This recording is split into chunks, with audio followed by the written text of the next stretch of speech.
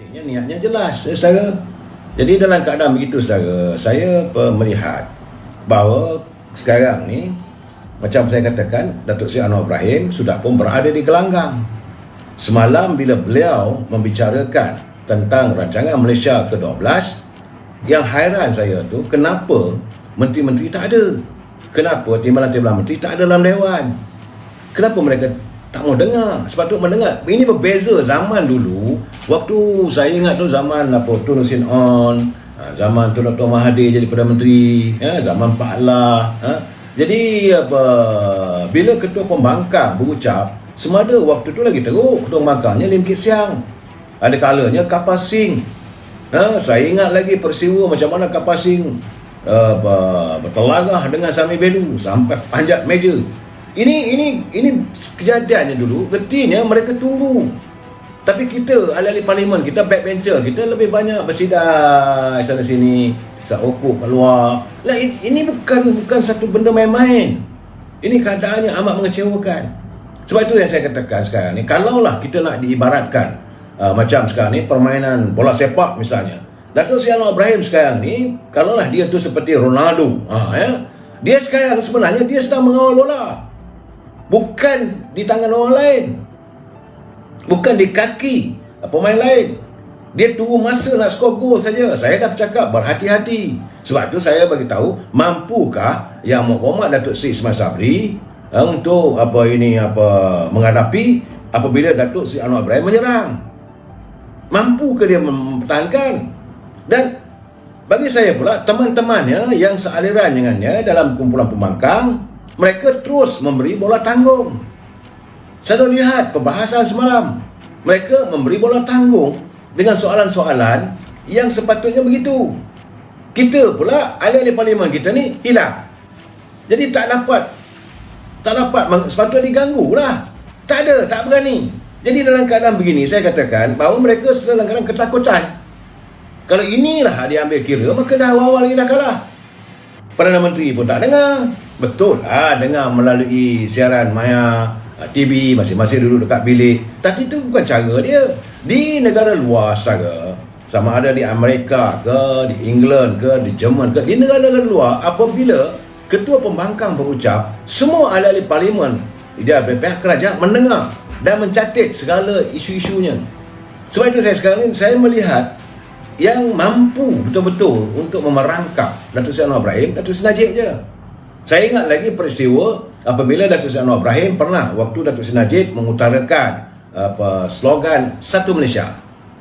Satu Malaysia. Okey, tiba-tiba Datuk Anwar Ibrahim dalam ucapannya memanglah berapi dia kata ini adalah merupakan slogan yang diwujudkan apapun cetusan idea daripada sebuah syarikat daripada negara Israel. Dan akhirnya Datuk Seri Najib dengan keberaniannya, kepintasannya mengambil tindakan segera menghadapkan Datuk Seri Anwar Ibrahim dengan bukti-buktinya bahawa itu adalah satu tuduhan. Dan maka Datuk Seri Anwar Ibrahim dihadapkan ke Jawatan Kuasa Tata Tertib 6 bulan saja. 6 bulan beliau tidak diizinkan untuk berada di Dewan. Artinya digantung selama 6 bulan apabila terbukti tuduhannya adalah tuduhan tak benar. Dia sepatutnya sekarang ni macam semalam Datuk Seri Anwar Ibrahim, dia serang. Bila dia serang, tiba-tiba kita jawab ceh gitu aja. Yang tukang jawab macam saya kata macam kacau dodol. Datuk Mustafa Mohamad dia kata tak betul. Dia kata yang tuduhan bahawa rancangan Malaysia ke-12 ini menggunakan pakar-pakar dari luar, kemudian menggunakan wang sejumlah 2 bilion, tak betul. Kita adalah bayar sikit. Jadi saya lihat, kalau kau kata dah bayar sikit, tu ada pembayaran lah. Jadi tidak ada benda yang tepat. Sepatutnya waktu Datuk Seri Anwar Ibrahim melontar begitu, bangunlah. Tuan Speaker, saya nak bertanya, minta penjelasan daripada Ketua Pembangkang. Apabila beliau mengatakan bahawa kita mengambil orang daripada luar, sebenarnya ini tak benar, sila buktikan. Kalau tidak, kita akan bawa ke Jawatan Kuasa Tata Tertib. Yang boleh buat benda Datuk Najib je. Yang lain semua minta maaf lah saudara, macam kena picit lah benda tu. Ini betul saudara. Datuk Seri Anwar Ibrahim, bila memang dia kepakaran dia, anda bagi dia satu isu, dia boleh pusing satu dunia. Itu kehebatan dia dari dulu waktu dia berada dalam kerajaan. Dan kita ni pula ahli-ahli parlimen saya perhatikan tak ada berani. Malah saya tengok, kata apa, dia memang bijak, petah berbicara, ayat-ayat dia macam-macam lah, ayat-ayat yang bau kesenjangan dan tiap-tiap kali ada. Jadi orang pun terpukau mendengar dia punya bicara. Bila dia berbahas, dia menggunakan bahasa-bahasa yang baru, tetapi penggunaan dan dengan nada yang begitu cantik sebagai seorang orator, ataupun sebagai seorang pengungkap, ataupun sebagai seorang pemidato, macam Soekarno lah. Jadi saya banyak pemimpin, kalau Obama berucap, ataupun Martin Luther King. Jadi keadaan ini sepatutnya pemimpin kita ni jangan keluar dewan. Tunggu. Ini tidak, kita tunggu, kita tidak ada dalam dewan, mengganaslah rimau ni. Ini keadaan saya. Tak ada dalam dewan.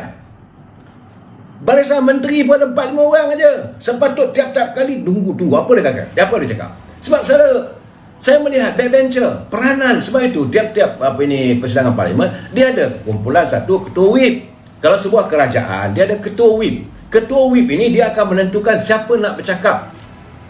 Sama ada menteri ataupun dari segi backbencher siapa kena cakap. Ada isu misalnya, contohnya bila dibangkitkan soal bandaraya, okey, ketua whip kata awak ni kena bercakap. Itu panggil ketua whip. Yang kedua adalah backbencher. Tugas backbencher bukan ganggu wah begitu, cara dengan tertib. Contoh, saya bagi contoh, apabila Datuk Seri Anwar Ibrahim melontarkan persoalan tentang kemiskinan tegak, dia kena bangun pengusi ataupun tuan speaker mohon pencerahan. Tentulah gelonglah sekejap. Bila dia gelong, asaklah. Nak tanya kemiskinan bagaimana, apa unjurannya, apa ukurannya, bagaimana perbandingan yang dibuat oleh Ketua Pembangkang yang mengatakan kita miskin dan sebagainya. Sepatutnya begitu. Ini tidak sunyi sepi. Bila kamu sunyi sepi, Ronaldo tengok tiang gol, 3 gol kiper seorang saja dia skor lah. Ini silap kita, silap UMNO. Kerana sekarang ni Perdana Menteri datang daripada UMNO, ahli-ahli parlimen UMNO. Jangan tunggu daripada PBM. Dia tak peduli pun. Nak lingkup lah Perdana Menteri ni. Sebab pada dia bukan pada Perdana Menteri dia. Sebab itu dia orang tak kisah nak berada tak berada lewat. Tapi yang saya heran, ahli-ahli parlimen UMNO seramai 42 orang ni, kenapa tak ada dalam dewan? Kononnya dulu hebat, tokoh bicara rakyat, juru bicara rakyat, masuklah gelanggang. Tak berani. Jadi dalam keadaan begitu, kita Saudara Zee Mazin tewas dengan fitnah. Dia politik ni saudara, sebab tu saya katakan is the art of deceiving. Satu seni percaturan minda. Itulah politik. Datuk Seri Anwar Ibrahim tukang bagi bola tanggung, dia ramai. Semalam saya tengok mula-mula yang bagi bola tanggung, macam Mak Sabu bagi bola tanggung. Tuan Speaker nak bertanya pada saudara Datuk Seri Ketua Pembangkang. Dia bagi laluan. Nak tanyalah bahawa dalam keadaan begini apa semua, bagaimana dengan pandangan PAS begini. Jadi berhubung dengan penambahan cabutan perjudian dan sebagainya, kenapa tak berani tegur Perdana Menteri? Dia bagi bola tanggung.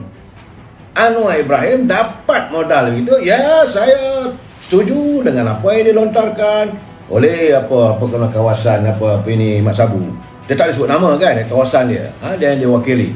Dan saya bersetuju dengan pandangan bahawa teman-teman kita daripada PAS, mereka kelu 1000 bahasa. Itu cara dia. Tapi kenapa kita tak sonsong? Patut masuk point of order. Perkara 36. Kerana mempunyai persangka buruk terhadap pimpinan pada PAS. Tak ada. Orang PAS pun sunyi sepi. Sebab bangunlah berhujah. Itulah masanya anda nak berhujah. Yang tunjukkan kata hebat ini tidak. Jadi saya melihat bila Datuk Seri Anwar Ibrahim serang, kemudian bangun pula siapa ni daripada ahli parlimen daripada Johor Bahru. Dia bangun. Dia menyatakan tentang kedudukan kemiskinan yang berlaku.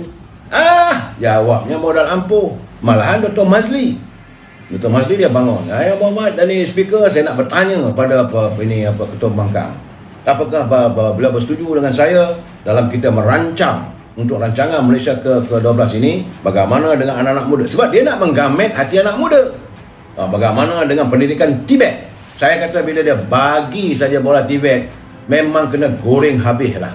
Ini keadaannya setara. Sebab itu saya katakan, dalam keadaan sekarang ni, mampukah Yang Amat Berhormat Datuk Seri Ismail Sabri berdepan dengan singa yang terluka ini dan sekarang ni berada di gelanggang?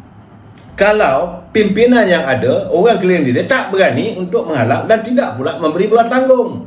Sebab susunan di Parlimen, saya tengok mula-mula Perdana Menteri membentangkan kertas cadangannya, itu rancangan Malaysia ke-12. Udahlah, Perdana Menteri pun dalam keadaan lembik je, kan? Saya kata habislah, kena gatah lah nanti. Kemudian itu peraturan di Parlimen. Lepas saja Perdana Menteri memberi kertas cadangan ataupun usul, maka speaker akan memberi kepada ketua pembangkang selama 1 jam untuk dia mematahkan hujah. Itu cara di Parlimen. Jangan pula saya kata, kenapa pula speaker bagi pada Datuk Seri Anwar Ibrahim, kena tak bagi orang lain? Tak boleh. Dia punya presiden ataupun biasanya. So, jadi dengan penyakit yang kita ada, saudara siapa? Saudara Syak ni duit rakyat dah koyak lah.